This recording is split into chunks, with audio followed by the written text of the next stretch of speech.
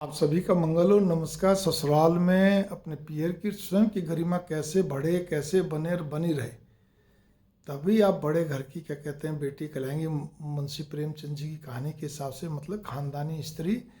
एक तो इस चीज़ का ध्यान करिए कि आप क्योंकि पिछले वैसे तो 20 साल से लेकर 10 साल से तो इतनी तेज़ी से आगे मोबाइल का प्रयोग हर सेकंड, लगभग आदमी आईसीयू के बाहर भी बैठा हॉस्पिटल में तो भी अपना बैठा बैठा मोबाइल देख रहा है, ठीक है ना।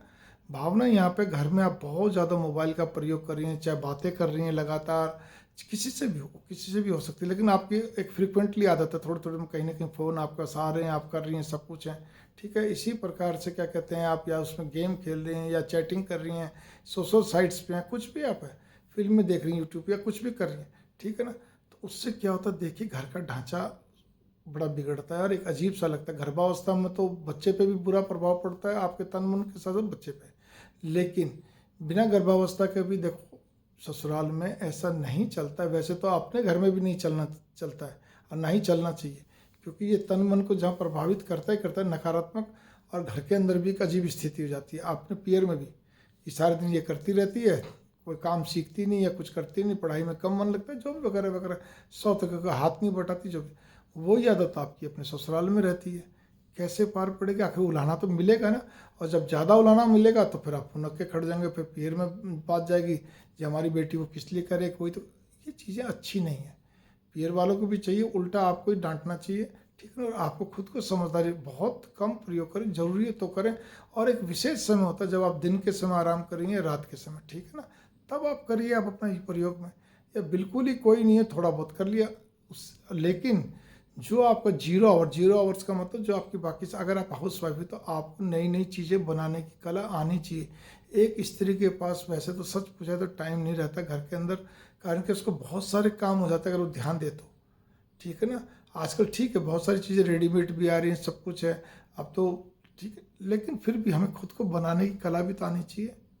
आप खुद बनाइए, खुद सीखिए, खुद हर रोज़ कोई ना कोई नई नई चीज़ बना के परोसिए।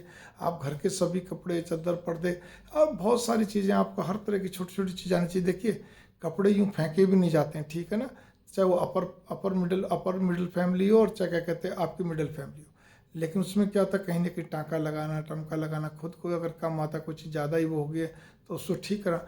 बहुत सबसे अपने आदमियों से काम लेना, नीचे नौकर हैं या अपने खुद कर रहे हैं तो अपने को भी काम उस ढंग से करना व्यवस्थित नहीं समय मिलता जी। आप इस बात पे गौर कर लीजिए।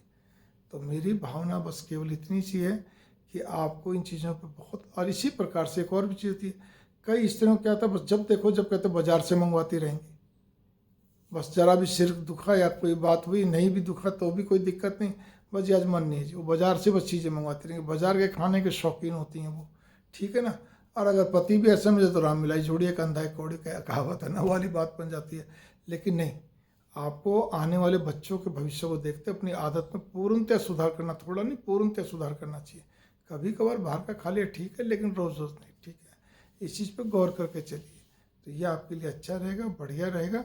और काम करने की आदत डालिए, अगर आपको अब तक पियर में आदत नहीं थी, यहाँ पे डालिए, ताकि लगे देखो कितना काम करती है मम्मी, के काम में हाथ बटाती है, औरों काम में हाथ बटाती है तो पीछे ही नहीं हटती, सुबह शाम तक लगी रहती है। आपको उस घर में जाके उस घर के रीति रिवाजों को अडॉप्ट करना पड़ेगा, जो भी कुछ उनके सिस्टम चल रहे हैं। आप अपने पियर के सिस्टम को नहीं थोप सकती, नहीं अपना जिद कर सकती हैं, ठीक है। मंगल कामना, नमस्कार। थोड़े को ज़्यादा समझिए।